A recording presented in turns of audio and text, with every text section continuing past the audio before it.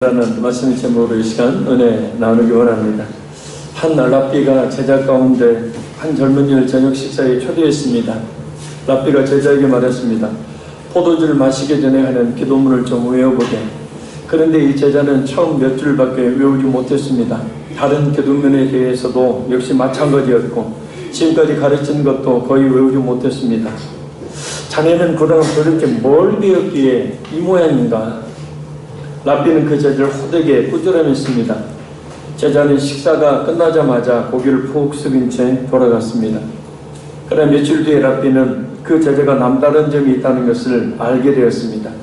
병을 앓고 있는 사람이 있으면 그 사람의 집을 찾아가 돌봐주고, 가난한 사람이 있으면 힘들게 번 돈을 보내는 등 많은 선행을 쌓고 있었던 겁니다. 랍비는 그 제자를 나무랐던 자신이 오히려 부끄럽게만 여겨졌습니다. 그래서 제자들을 불러 모아놓고 이렇게 말했습니다. 여러분의 책을 읽고 외워 누구보다도 많은 교리를 안다고 한들 행치 않으면 무슨 소용이 있겠는가? 학문의 근본은 배움을 행동으로 옮기는 것이니 기록문은 못 외워도 좋다. 대신 행동을 보여라. 많은 성경 지식과 신앙의 체험들을 가지고 있을 뿐 말만 많은 그리스도인들을 향한 그런 교훈을 주는 이야기가 오늘 이야기입니다. 오늘 본문에 말하고 있는 바울 사도의 말은 참으로 그런 의미에서 도전한 바가 큽니다. 예수를 만나고 난 다음에 평생을 오직 주님을 위해 살았던 바울 사도가 어떻게 사는 것이 그리스도인답게 사는 것인지를 우리에게 교훈해 주고 있기 때문입니다. 즉 우리 모든 그리스도인들에게 부여된 사명이 무엇인지에 대해 언급하고 있기 때문입니다. 그것이 무엇일까요? 자, 우리 먼저 14절 말씀 같이 읽겠습니다. 너희 형제들아, 너희가 스스로 선함이 가득하고 모든 지식에 차서 능히 서로 권하는 자임을 너도 확신하노라. 아멘. 형제들아, 이런 이 호칭은 성도들에 대한 바울 사도의 깊은 애정과 관심이 있는 그런 호칭입니다. 사실 로마 교회는 바울 사도가 세운 교회가 아니죠. 그런데 바울 사도는 한 번도 본 적이 없는 로마 교회 성도들 향해서 마치 오랫동안 보았던 형제를 부르듯이 내 형제들아 라는 그런 친근한 호칭을 사용합니다. 가서 만나본 적은 없지만 브리스가와 아굴라와 같은 신선한 하나님의 종들을 통해서 들은 로마 교회에 대한 소식이 바울 사도로 하여금 예수님 안에서 한 형제임을 느끼게 했기 때문입니다. 또한 바울 사도가 로마 교회에 보냈던 사람들이 전해준 소식을 통해서 로마 교회가 비록 여러 문제를 안고 있긴 했지만 분명 예수님의 교회였기 때문입니다. 바울 사도는 로마 교회가 예수님의 몸된 교회라는 것을 의미하는 증거를 먼저 세 가지 제시합니다. 이것은 또한 바울 사도가 로마 교회 성도들 향해서 내 형제들아 라고 부르는 이유가 되기도 합니다. 첫째는 선함이 가득하다라는 겁니다. 여기서 선은 도덕적인 선을 말하는 것이 아니라 예수님을 영접한 성도의 마음속에서 역사하시는 성령께서 맺으시는 인격의 성령의 9가지 열매와 같은 그와 같은 열매를 아름답게 맺어 드러나는 것을 이야기합니다. 그러니까 확신한 복음 가운데 있게 되어지면 그와 같은 열매가 드러나게 된다는 거죠. 둘째는 모든 지식이 찼다라는 겁니다. 이 지식은 단순한 일반적인 지식을 말하는 것이 아니라 구원의 비밀에 대한 바른 이해, 예수 그리스도의 십자가 복음에 대한 이해를 이야기합니다. 당시에도 횡행했던 각종 이단 사상에 대해서 흔들리지 않고 세상의 그런 유혹과 시험에 현혹되어 넘어지지 않는 흔들림이 없는 예수님에 대한 그런 믿음을 소유했다라는 뜻입니다. 그리고 셋째는 서로 권하는 성도들이었다는 겁니다. 선과 지식에 가득 찼을 뿐만 아니라 이런 선과 지식을 교제를 통해서 서로 권하는 성숙한 신앙의 모습을 가지고 있었다라는 겁니다. 그래서 성도들을 바른 길로 권면해서 이끌어가는 그런 삶을 살았던 겁니다. 우리에게도 예수님을 확실히 믿는 이런 믿음의 증거들이 있어야 될 줄로 믿습니다. 신앙의 성숙함과 아울러서 그 성숙한 신앙이 삶 속에서 열매로 나타나야 합니다. 여러 이단 사상들에 대해서 흔들리지 않고 또한 세상의 유혹과 시험에 현혹되어 넘어지지 않는 흔들림이 없는 그런 믿음의 열매를 맺어야 합니다. 서로 신앙으로 교제하며 권면하는 모습들이 있어야 합니다. 그런데 이런 아름다운 열매를 맺고 있는 로마교회 성도들에게 바울 사도가 굳이 이렇게 편지를 쓰는 이유는 과연 무엇인가? 우리 15절 보겠습니다. 그러나 내가 너희로 다시 생각나게 하려고 하나님께서 내게 주신 은혜를 말미암아 더욱 담대히 대략 너희에게 쏟노니. 아멘. 로마교회는 14절과 같은 신앙의 성숙함은 있었지만 완벽한 교회는 아니었습니다. 이 세상에 완벽한 교회란 없기 때문입니다. 따라서 그들을 향한 권면 또한 필요했습니다. 근데 바울 사도가 한 권면은 일반적인 이렇게 저렇게 하라라는 권면이 아니라 바로 복음이었습니다. 복음에 대한 원리를 다시 생각나게 하려고 이 로마서를 기록한다라는 뜻입니다. 다시 생각나게 한다라는 뜻은 마음에 되새기게 하다, 또 반복하여 상기시키다라는 뜻입니다.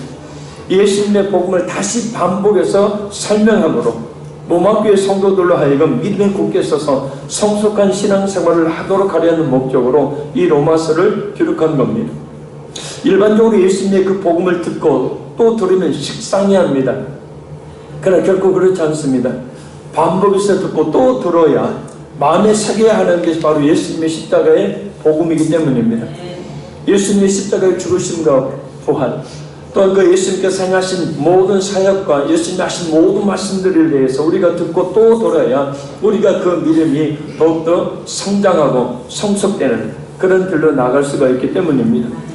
어떤 사람은 들은 얘기 왜 또 듣냐라는 그런 이야기를 하는데, 그래서 왜 매일 밥을 먹어야 하는가라는 그런 문제와 그에 대한 답을 제시하는 것과 똑같습니다. 우리는 매일 똑같은 밥을 먹죠. 음식을 먹습니다. 근데 어떤 때는 밥을 차리기도 귀찮고 또 밥을 먹기 싫어하기도 합니다. 밥의 소중함을 별로 느끼지 못하기도 합니다. 그러나 먹지 않을 때, 그래서 먹지 않을 때도 있는데, 그러나 먹지 않게 되었을 때 거기는 문제가 발생하게 됩니다.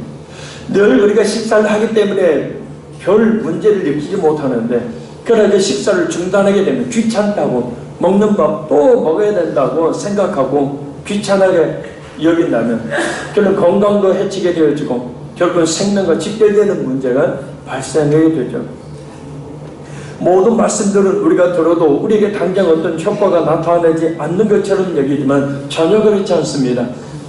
시편 19편 7절에서 9절 말씀처럼 그 말씀은 우리의 영혼을 소성 살린다라는 거예요. 그래서 지금 이 시간에도 하나님께서는 말씀을 통해서 우리 영혼을 살리고 계시는 거죠. 우리를 지혜롭게 합니다. 우리의 믿음에는 영적 눈을 밝혀줍니다. 마음의 영적 기쁨이 넘치게 해주죠. 또 우리의 힘과 능력이 주어지게 됩니다.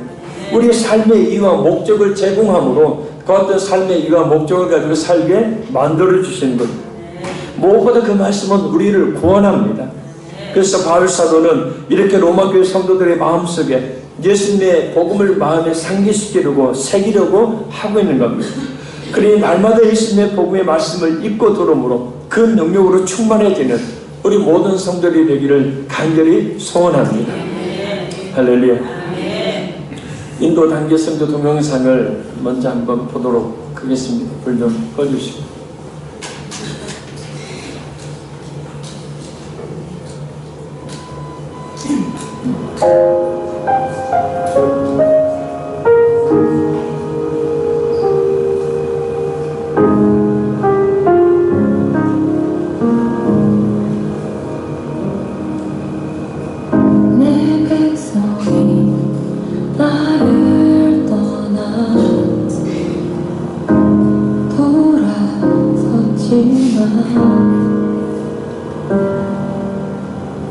내 사랑이 내 백성을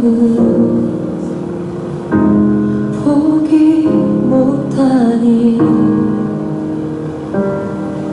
내 모든 것 내어주고 나 그들을 얻으리라. 여호와께 돌아가자. 우린 돌아가자.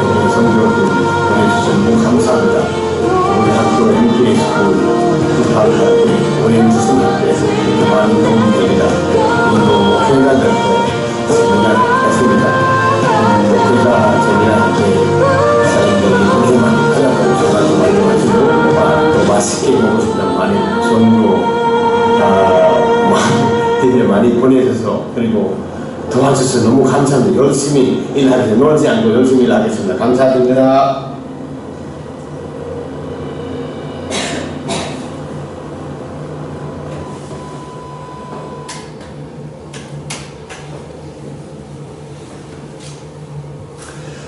이번 인도 단기 선교회 선교사님에 의해서 선교사님 말에는 360년 가량의 그 아까 보셨던 마갈 키즈 스쿨, MK 스쿨 아이들 그리고 150명 정도의 학부모 총 500여 명이 넘는 이 영혼들에게 우리 선교팀이 복음을 증거했습니다. 정말 감동적인 순간이었습니다. 500여 명이 넘는 영혼들에게 복음을 증거한 것은 바로 우리 학평의 모든 성도들입니다. 이를 위해서 기도했고 또 이를 위해서 이번엔 특별히 많은 성도들이 물질로 후원을 했기 때문입니다. 우리 선교팀이 대신 가서 복음을 증거했지만 우리 학평의 교회가 한 엄청난 사역입니다.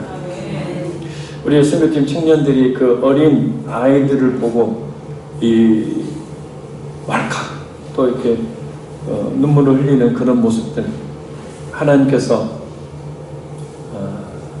그 현장에 있었던 일들을 다 말씀은 드리지 못하지만 얼마나 그들을 사랑하시는지 그들 향해서도 하나님이 뭘 하기를 원하시는지를 잘 깨달아 알 수 있게 했던 그런 시간들이었습니다.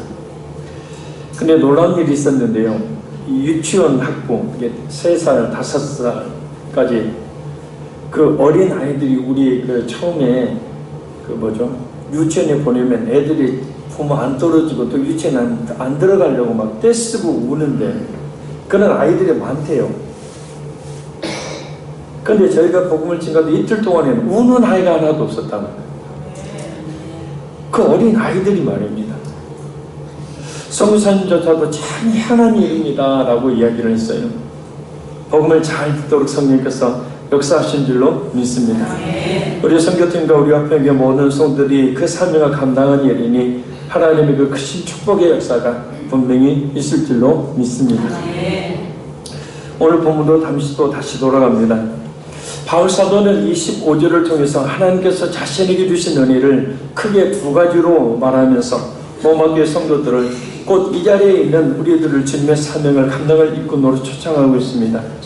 자, 그럼 어떤 은혜로 우리를 초청하고 있을까요? 첫째는 구원의 은혜입니다.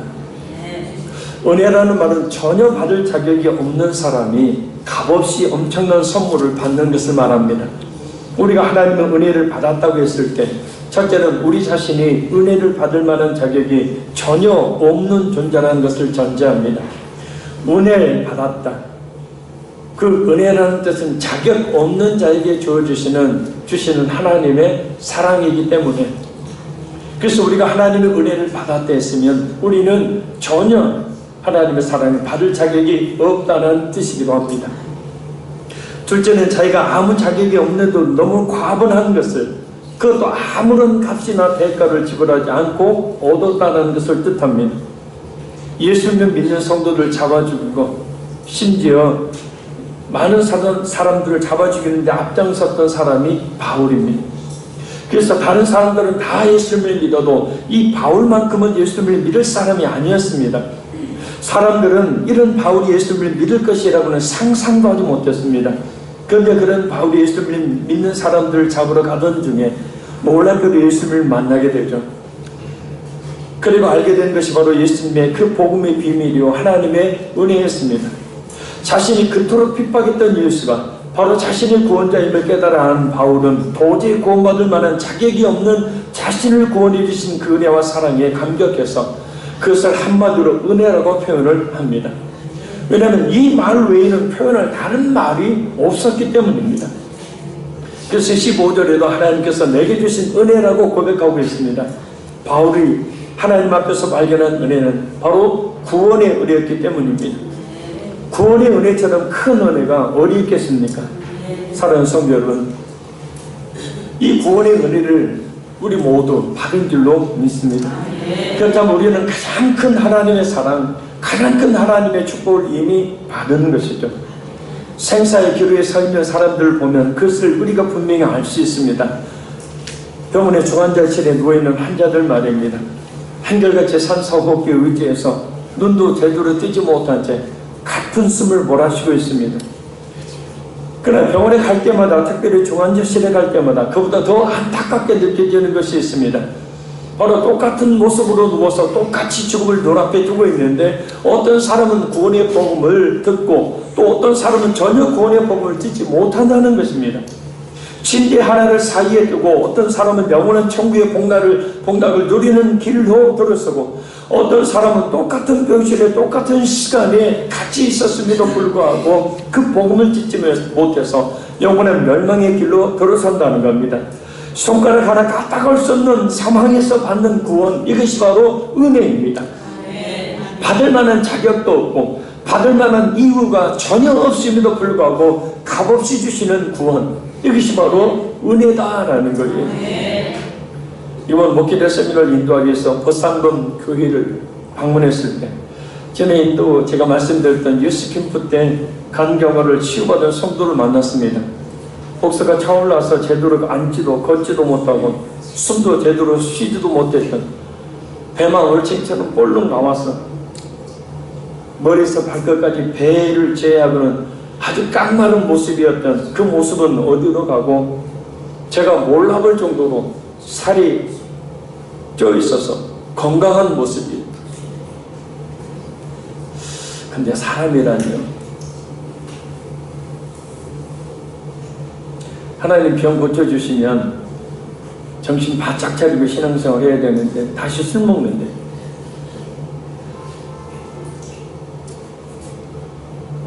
그러다 이제 진짜 죽는 수가 있죠.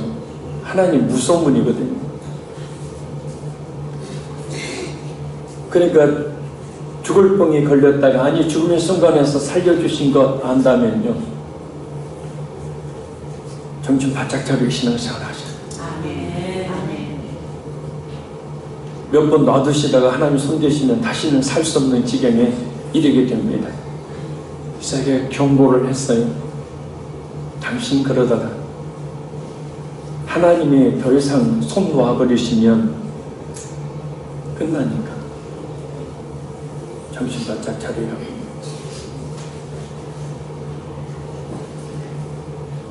죽는 것이 당연했죠. 아니 죽음이 문턱이 있었죠. 근데 그를 예수님께서 그렇게 살려주신 거죠. 할렐루야. 그 성도를 다시 보면서 하나님의 값없이 주시는 은혜가 어떤 것인지를 다시 한번 확인할 수가 있었습니다. 아는 체를 안 하려고 그러더라고요. 왜? 은혜 받으면 그런가 봐요. 창피하니까. 로마서 3장 24절 말씀입니다. 그리스도 예수 안에 있는 성령으로 말미암아 하나님의 은혜로 값없이 의롭다 하심을 얻은 자 되었느니라. 우리 오늘 본문 16절 말씀을 읽겠습니다. 이 은혜는 곧 나로 이방인을 위하여 그리스도 예수의 일꾼이 되어 하나님의 복음의 제사장 기쁨을 하게 하사 이방인을 제물로 드리는 것이 성령 안에서 거룩하게 되어 받으실 만하게 하려 하심이라. 아멘. 바울 사도가 발견한 하나님의 두 번째 은혜에 대한 말씀입니다. 바로 그리스도 예수의 일꾼이 되는 일, 하나님의 복음의 제사장 직분을 감당하는 일입니다. 바로 복음을 증거하도록 불려주신 은혜입니다. 믿는 성도라면 누구에게든지 하나님께로부터 주어진 똑같은 사명이 있으니 바로 전도와 선교의 사명입니다. 그래서 이 16절 말씀을 보면 예수님의 복음을 증거하는 사람이 예수님의 일꾼이 됩니다. 복음을 증거하는 것이 가장 거룩한 사람이요, 복음을 전하는 일에 가장 하나님을 기쁘시게 하는 일이 있기 때문입니다.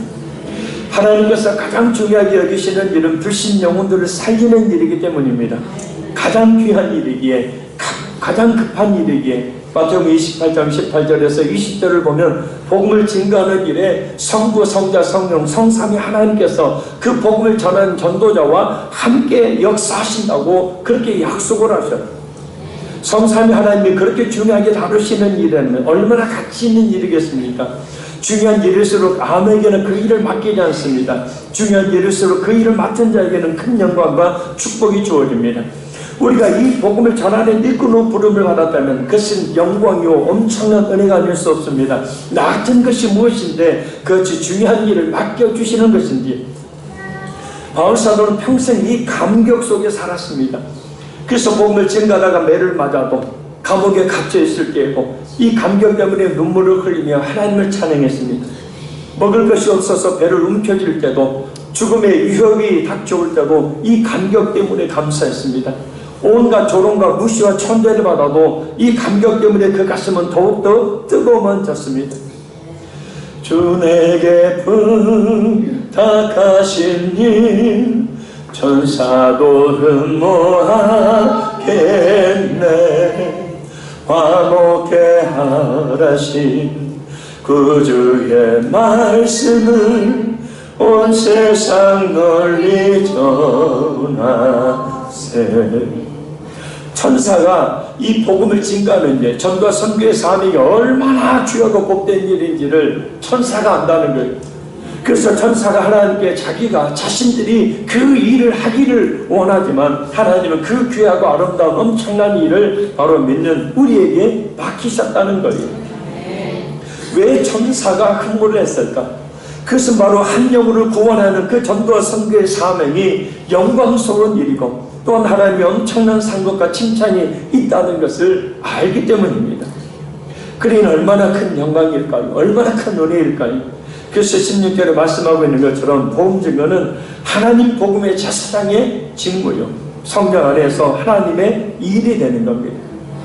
그냥 제가 지금 여러분에게 성도수 늘리게 하려고 전도시키려고 전도와 전도를 강조하는 것이 아니라 이것은 창세기부터 요한계시록까지 예수 있는 성도들에게 공통적으로 주어진 사명임을 끊임없이 강조하고 있고 그 사명을 감당하는 자가 우리 주님 앞에 칭찬을 듣고 상급을 받는다 하셨고 그 사명을 감당하지 못할 때는 바로 우리 예수님이 모른다 내쳐버리는 그런 성도, 그런 사람이 된다는 사실을 말씀하고 있기 때문입니다. 복음 증거는 하나님의 일이기에 하나님께서 직접 역사를 하시죠. 어떻게 역사하실까요? 우리 17절, 19절 같이 읽겠습니다. 그러므로 내가 그리스도 예수 안에서 하나님의 일에 대하여 잘하는 것이 있거니와 그리스도께서 이방인들을 순종하게 하기 위하여 나를 통하여 역사하신 것 외에는 내가 감히 말하지 아니하노라. 그 일은 말과 행위로 표적과 기사의 능력으로 성령의 능력으로 이루어졌으며 그리하여 내가 예루살렘으로부터 도로 행하여 일루리본까지 그리스도의 복음을 편만하게 전하였노라. 아멘. 복음을 전하는 사람에게는 아주 놀라운 특혜 하나가 주어집니다. 바로 성령 하나님의 역사를 체험하는 은혜예요. 할렐루야. 하나님의 역사하심을 체험하는 은혜입니다. 왜냐하면 사복음서로 보면 예수님이 행하신 그 이적과 기사는 다 복음을 전하는 현장에서 일어났기 때문입니다. 아니, 복음을 증거하는 그 자리에 그 복음이 효과적으로 증거될 수 있도록 하나님께서는 그 능력으로 역사를 하시기 때문이라는 거예요. 인도의 선교에 참여했던 우리 청년들 모두, 특별히 우리 교회 청년이 아니었지만 이 서천의 광야교회의 박진호라는 청년, 조슈아 전도사님이 심어하는 이 케이노 가스펠 이 처치에 예배 참석해서 하나님의 임재를 체험했다고 제게 고백을 하더라고요. 이 조슈아 전도사님이 제 설교를 좋아해요.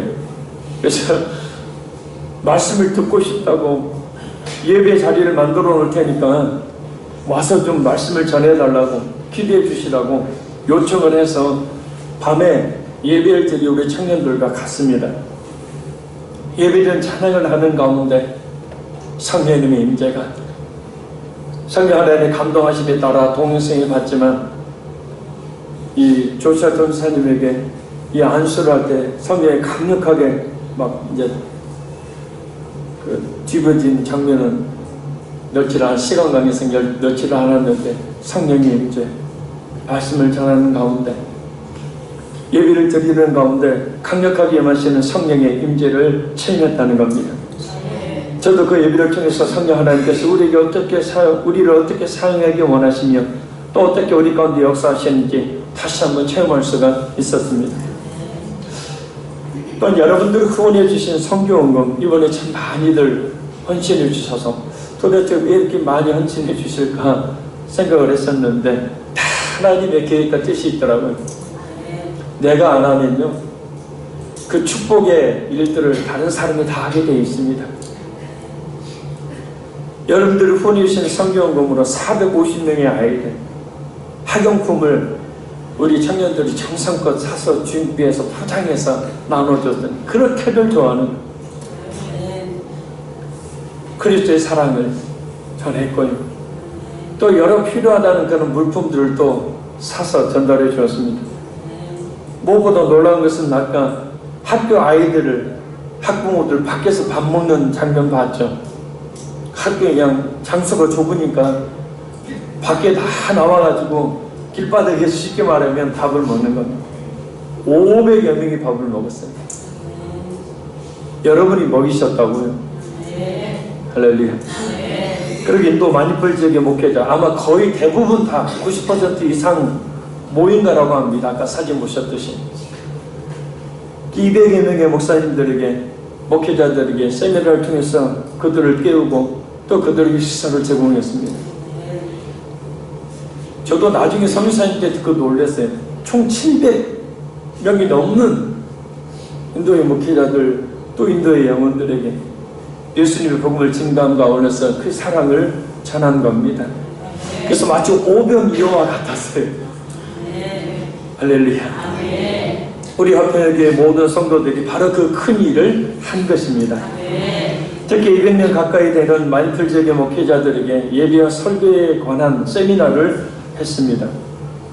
원래 한 분야당 이틀 정도씩은 해야 되는데 시간이 없는 관계로 오전에는 예배, 오후에는 세미나를 했어요.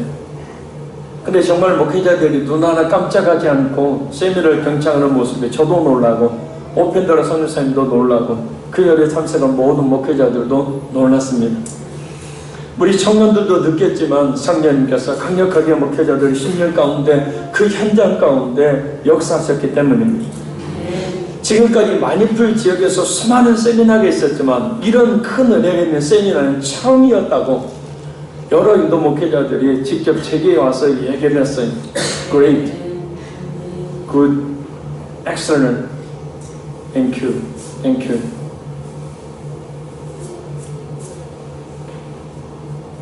세미나 끝난 뒤에도 세미나를 극찬하는 많은 전화들이 오펜드라 선교사님 또 장소를 제공했던 부산범교회 이거마차 돈사님에게 왔다고 합니다. 바로 우리 모든 화평교회 성도들이 동역한 결과입니다. 우리 선교팀은 갔을 뿐이고 여러분들이 기도와 후원으로 함께 하셨기 때문에 동역하셨기 때문에 무엇보다 성령 하나님께서 강력하게 역사하신 결과인 줄로 믿습니다. 그러니 여러분 해외여행 가족끼리 가고 하는 것도 좋은데요. 이런 선교여행을 한 번씩 또 올해 하반기쯤 되면 미얀마 단계 선교 계획도 있습니다. 그래서 이런 선교여행에 동참해 보시면 하나님의 살아계신의 그 은혜들을 체험할 수 있습니다. 그래서 복음을 전하는 사람들은 늘 자랑할 것이 많아요. 교회 안에서 밖에서 끼리끼리 모여서 교회가 어떻고 목사님이 어떻고 누가 어떻고 할 시간이 없습니다. 복음을 증거하다 경험한 성령의 능력을 말하기에도 바쁘기 때문입니다. 전도와 선교의 영광과 축복이 얼마나 크고 놀라운 것인지 알기에 믿지 않는 사람들을 열심히 찾아다니기에 바쁘기 때문입니다. 밤늦게 인천공항에 도착을 해서 밤늦게 새벽에 청년들이 전주를 향해 차를 타고 오면서 피드백을 했습니다. 인도에서 있었던 일들을 또 나누며 또 찬양을 듣고 또 같이 찬양을 부르면서 성령 하나님께서 주시는 은혜가 마음들을 감싸기 시작하자 제게 이런 말을 했습니다. 목사님, 우리 지금 다시 인도 갈까요?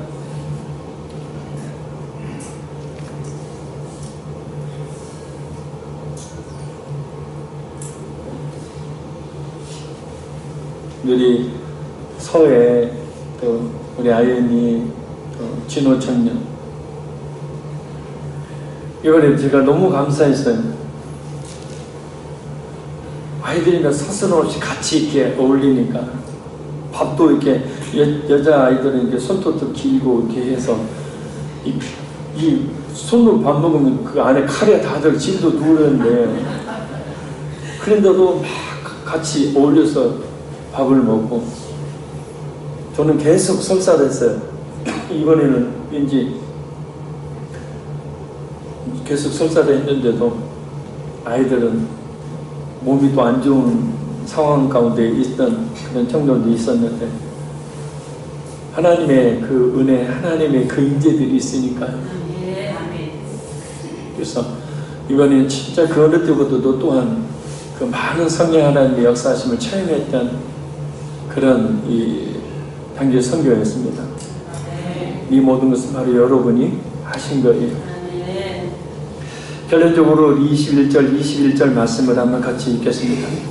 또 내가 그리스도의 이름을 부르는 곳에는 복음을 전하지 않기를 힘썼노니 이는 많은 터울 위에 건축하지 합니다. 기록된 바 주의 소식을 받지 못하는 자들이 볼 것이요 듣지 못한 자들이 깨달으리라 함과 같으니라. 아멘. 사랑하는 성도 여러분, 우리 주변에는 21절 말씀처럼 주의 소식을 받지 못한 자들, 주의 소식을 듣지 못한 자들이 너무 많습니다. 우리의 기도가 하나님 앞에 응답받기를 원하십니까? 삶이 하나님의 은혜와 축복으로 가득하기를 원하십니까? 가진 문제가 해결되기를 원하십니까? 하나님께서 기뻐하시는 일, 하나님께서 가장 귀하게 여기시는 하나님의 일인 전도와 선교의 일에 동역하는 삶을 먼저 사시길 바랍니다. 오늘이라도 주님이 불러갔으면 영원히 놓쳐버릴 영혼들이 우리 가정에, 우리 주위에, 이 세계에 너무나 많습니다. 그들에게 찾아가 예수님의 복음을 전하는 것이 오늘 우리를 살게 하시는 가장 중요한 이유 중에 하나입니다. 직분을 주신 이유, 은사를 주신 이유, 건강과 물질을 주신 이유, 무엇보다 지금 우리를 살게 하시는 가장 중요한 이유, 바로 영혼의 사명, 그 전도와 선교를 감당하도록 하기 위해서입니다. 전도와 선교의 사명은 그리스도 예수의 일꾼이 되는 일입니다. 하나님께서 기뻐하시는 일입니다. 우리 모두가 전도와 선교에 힘쓴다면 하나님께서 동행하셔서 하나님의 역사하심의 은혜를 보여주신다 하셨습니다. 하나님께서 필요한 능력과 건강과 물질 등의 축복을 아울러 주십니다. 누가 정말 예수님께서 기뻐하시며 장차 그 품에 안아주시는 그리스도 예수의 일꾼 복음의 제사장일까요? 바로 이 자리에 있는 저와 여러분이 그렇게 될 줄로 믿습니다. 기도하겠습니다. 살계신 아버지 하나님, 하나님께서 우리를 지금도 살게 하시는 이유, 우리에게 직분을, 은사를, 건강과 물질 모든 것을 주신 이유, 궁극적으로 우리를 하여금 하나님의 나라를 위하여, 영혼권의 사명을 위하여 전도와 선교의 사명을 감당하도록 하기 위해서인 줄로 믿습니다.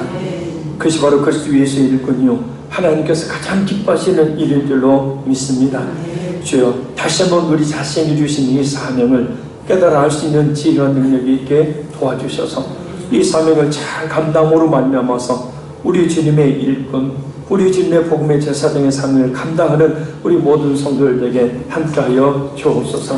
아직도 주의 주관은 많은 영들이 싸우니 그들에게 복음을 증거하며 직접적으로 간접적으로 하나님의 복음을 증거하는 일에 참여함을 통하여 우리 예수님의 마음을 시원하게 해드리며 기쁘게 해드리는 우리 모든 성도들에게 함께하여 주옵소서. 믿사오며 예수님 이름으로 기도합나이다.